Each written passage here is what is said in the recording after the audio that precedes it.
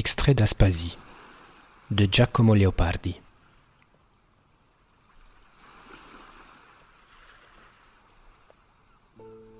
Une lumière divine à ma pensée. C'est ainsi que ta beauté m'a paru.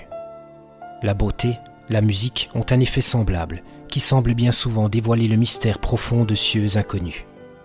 Et, blessé, le mortel contemple alors l'enfant de son esprit, l'amoureuse idée qui porte en soi toute une part du divin.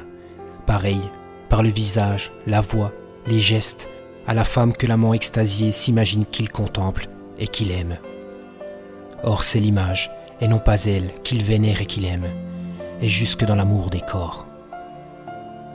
Lorsqu'il découvre enfin son erreur et la confusion des objets, il s'irrite et souvent accuse à tort la femme. À cette image s'élève rarement l'esprit féminin, et ce qu'inspire aux amants généreux sa beauté, la femme ne peut le concevoir, ni ne saurait le comprendre. Dans ses petites têtes, une telle pensée ne tient pas. L'homme s'égare en espérant dans la vie foudre de ses regards, et il demande en vain des sentiments plus profonds, méconnus, plus que virils, à cette nature en tout inférieure à l'homme. Car si son corps est plus délicat, plus tendre, elle a reçu un esprit moins capable et moins fort. Et toi-même jamais, ce que tu inspiras dans mon esprit, jusqu'à ce jour, Aspasie, tu n'as pu l'imaginer.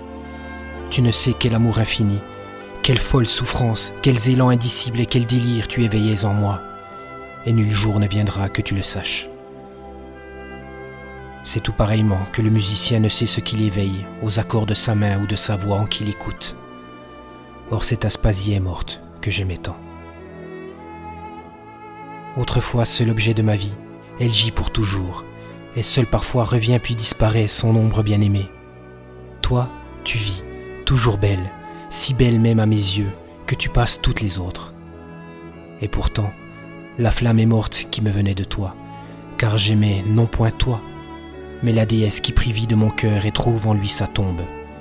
Celle-là, longtemps je l'adorais, tant me plut sa divine beauté que moi, qui clairement connaissais cependant dès l'origine ta nature, ton art et tes mensonges. Contemplant ces beaux yeux dans tes yeux, je te suivis altéré jusqu'à sa mort. Non pas trompé, sans doute, mais conduit, par l'attrait de cette douce ressemblance, à souffrir une âpre et longue servitude. À présent vante-toi, car tu le peux. Raconte que tu es la seule pour qui j'ai souffert de plier ma tête fière, à qui librement j'ai tendu mon cœur indompté. Raconte que la première, et certes la dernière, tu as vu mes yeux suppliants. Tu m'as vu timide, tremblant, je brûle de honte à le redire. Moi de moi-même privé, humblement épier ton moindre vœu, ton moindre mot, pâlir à tes ennuis superbes, et mon visage s'éclairer pour un signe aimable, et changer de couleur à tout regard. Le charme s'est enfui, avec lui s'est brisé le joug, là, sur le sol, et je m'en réjouis. Après un tel servage, après ce long délire plein d'ennui, certes, mais satisfait, j'embrasse pour finir sagesse et liberté. Car si la vie privée d'attachement et de tendres erreurs est une nuit sans étoiles au printemps, pour me venger de ce destin mortel, ce m'est assez d'être là, couché dans l'herbe, inerte et paresseux, et de sourire en contemplant la mer et la terre et les cieux.